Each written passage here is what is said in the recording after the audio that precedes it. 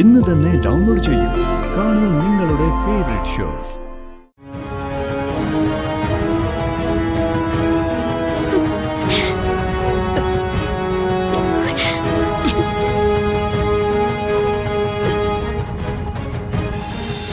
അച്ഛൻ മോളെ ഒന്ന് കാണണമെന്ന് പറഞ്ഞു.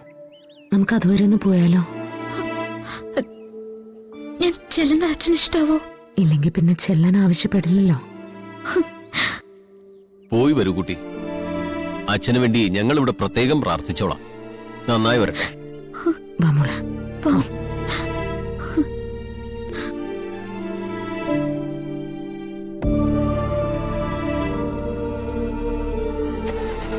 മക്കളെ, ചേച്ചി ഈ മാഡത്തിനോട് ഒരു സ്ഥലം വരെ പോവാ. അപ്പൊ ചേച്ചിന് തിരിച്ചു വരില്ലേ? വരും. മക്കൾക്ക് എല്ലാവർക്കും സമ്മാനവും വാങ്ങി ചേച്ചി പെട്ടെന്ന് തിരിച്ചു വരും. വരാതെ ഇരിക്കോ? തിരിച്ചു വന്നിട്ട് ഞങ്ങക്ക് പാട്ട് പാടിത്തരാനുള്ള ആളാ.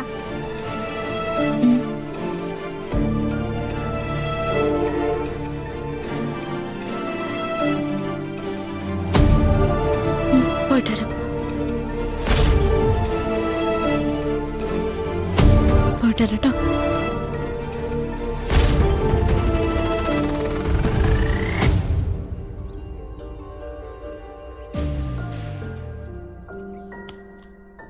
ഒന്നും വരൂ.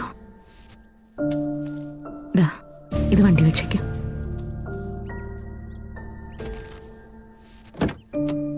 പോയി വരട്ടെ. വരണം, അല്ലെങ്കിൽ മക്കള് തിരക്കിക്കൊണ്ടിരിക്കും. ആ, വാ മോളെ. പോയിട്ട് വരാമേ.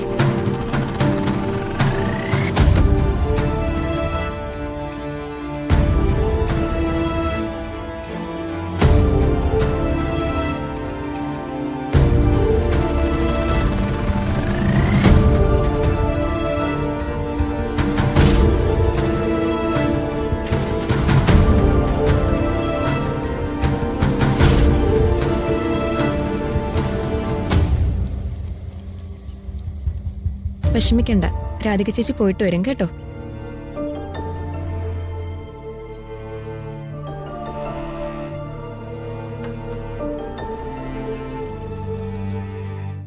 യശോദേ, താൻ അതൊക്കെ അവിടെ വെച്ച് ഇവിടെ വന്നൊന്ന് ഇരുന്നേ.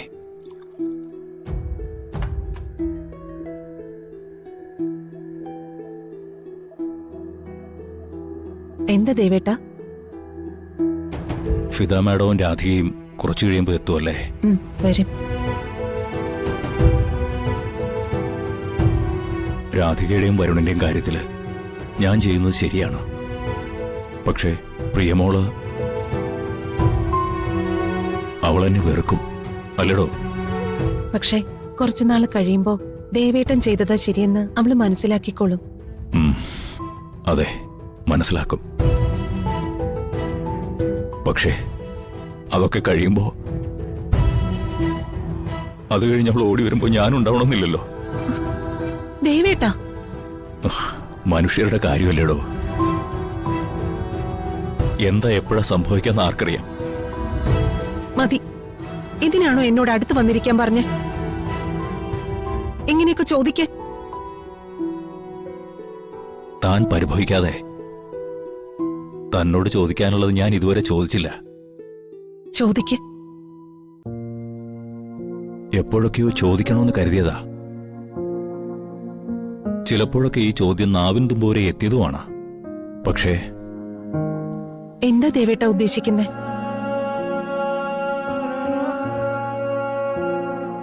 ദേവനാരായണൻ തിരുമേനിയോട് വിവാഹ ജീവിതത്തിൽ തൃപ്തനായിരുന്നോ എന്നൊരു ചോദ്യം വന്നാൽ ഒറ്റ ഉത്തരമേ ഉള്ളൂ. എന്റെ ജീവിതത്തിലെ സംതൃപ്തിയുടെ അളവാണ് യശോദ എന്ന ഒറ്റ ഉത്തരം.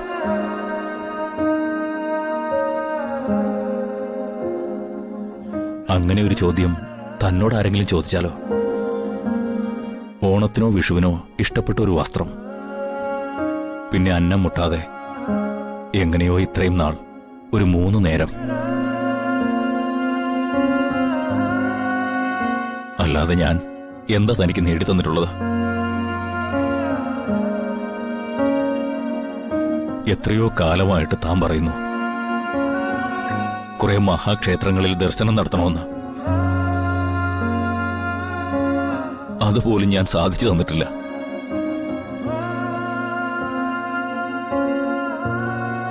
എന്റെ ദാരിദ്ര്യം അതിന് സമ്മതിച്ചു തന്നിട്ടില്ലെന്നുള്ളതാണ് സത്യം.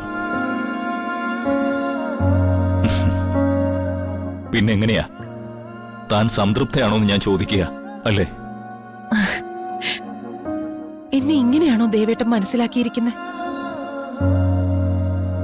ഒരുപാട് സാധനങ്ങൾ വാങ്ങിക്കൂട്ടി തന്ന, ഒരുപാട് സ്ഥലങ്ങൾ കാണിച്ചു തന്ന, അതാണോ ഒരു പെണ്ണിന്റെ സംതൃപ്തി? ദേവനാരായണൻ തിരുമേനിയുടെ ഭാര്യ എന്ന് പറയുന്നത് ഒരു പദവിയല്ലേ? അതിന്റെ പേരിലല്ലേ എന്നെ കാണുമ്പോ ആളുകൾ കൈകൂപ്പുന്നതും ചിരിക്കുന്നതും വിശേഷങ്ങൾ ചോദിക്കുന്നതും ഒക്കെ? അതുപോരെ? ഒരു കുറവുമില്ലാതെ ദേവേട്ടൻ ഇത്രയും കാലം എന്നെ സ്നേഹിച്ചില്ലേ? അതുപോരെ? ഇതിൽ കൂടുതലൊക്കെ നേടാൻ യശോദയ്ക്ക് എന്ത് പ്രത്യേകതയാ ഉള്ളത്? ഒരു വാക്കുകൊണ്ട് പോലും താൻ എന്നെ വേദനിപ്പിക്കില്ലെന്ന് എനിക്കറിയാം. ഈ ചോദ്യത്തിന് ഉത്തരം പറഞ്ഞപ്പോഴും ഞാനത് ശ്രദ്ധിച്ചു. കുറവുകൾ എന്തുണ്ടായിട്ടുണ്ടെങ്കിലും താൻ എന്നോട് പൊറുക്കുക. ഒരുപക്ഷെ ഇനി ഇങ്ങനെ ചോദിക്കാൻ ഞാൻ... മതി. കടമകളൊക്കെ പൂർത്തിയാക്കുകയാണ്, എല്ലാ അർത്ഥത്തിലും.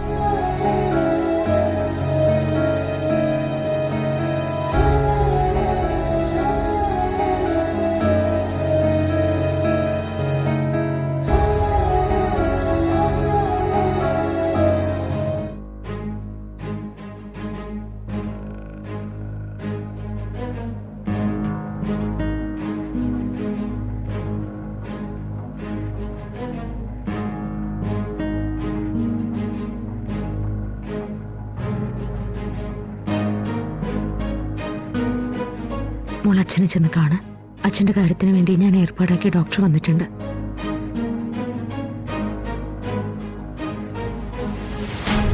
ഞാൻ അദ്ദേഹത്തെ പോയൊന്ന് കാണട്ടെ.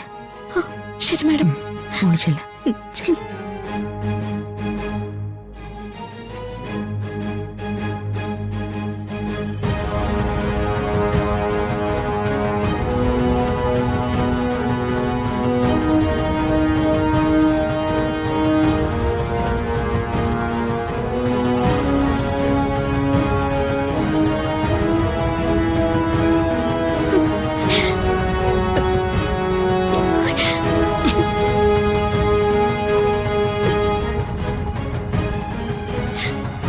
എങ്ങോട്ടടി? അച്ഛനെ കാണാൻ. ദേവന് നിന്നെ കാണണ്ട. അമ്മ വിളിച്ചിട്ടാ ഞാൻ വന്ന്. നിന്റെ അമ്മയല്ല, ദൈവം തമ്പുരാൻ പറഞ്ഞു എന്ന് പറഞ്ഞാലും ഇതിന്റെ അകത്തേക്ക് നീ കടക്കില്ല. ദേവനാരായണനെ നീ കാണില്ല. മുത്തശ്ശി, അച്ഛനെ കണ്ടിട്ട് ഞാൻ ഉടൻ തന്നെ തിരിച്ചു പോയിക്കോളാം.